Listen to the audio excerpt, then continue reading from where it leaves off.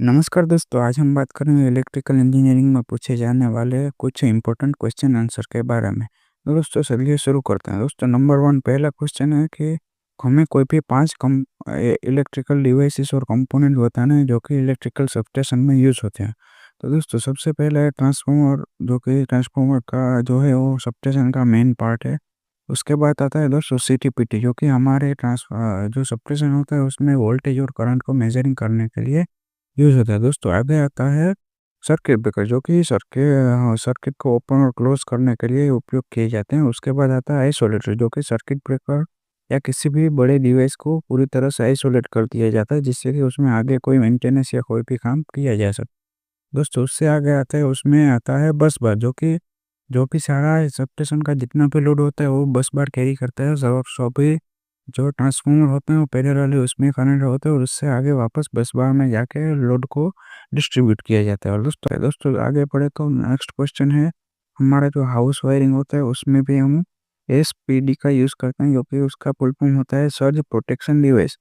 तो दोस्तों ये एक ऐसा डिवाइस होता है जो कि हमारे घर के सभी वायरिंग होते हैं उसको एक सर्ज प्रोटेक्शन, मतलब कि कोई ओवर वोल्टेज का झरोकाना या ज़्यादा वोल्टेज या वोल्टेज फ्लक्चुएशन होता है तो उससे बचाता है। दोस्तों इसका इंस्टॉलेशन हम जो हमारी एमसीबी और आरसीसीबी है उसके साथ सीरीज में आगे की साइड करते हैं।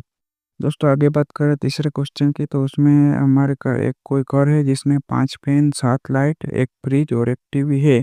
तो उसका टोटल लोड कितना होगा और वो हमारे घर में कितना वोट का कंजप्शन होगा। तो दोस्तों एक फैन का वोट होता है 70, तो ऐसे हमारे पास 5 फैन है तो हमारा टोटल फैन का लोड हुआ 350 वोट।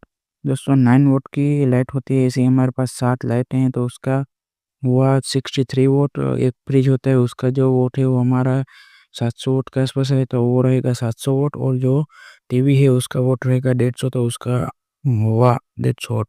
तो दोस्तों टोटल हमारा जो घर के वोट हैं रहेंगे वो रहेंगे 1263 वोट। तो दोस्तों 1263 वोट है, उसके ऊपर से हम अगर हमारे घर के लिए करंट निकालना चाहें तो दोस्तों 1230 is equal to 230 into I into 0.8। तो दोस्तों ये हमने क्वेश्चन लगाया है जो हमारे घर के वोट का होता है वो power is equal to V into I into cos 5। तो दोस्तों तो इस हिसाब से हमारा जो आई रहेगा करंट वो रहेगा 6.5 एम्पियर। तो दोस्तों हमारे घर में अगर फुल लोड पे सब चीज़ चलेंगी तो हमारा घर जो है वो 6.5 एम्पियर के आसपास करंट कंजप्शन करेगा।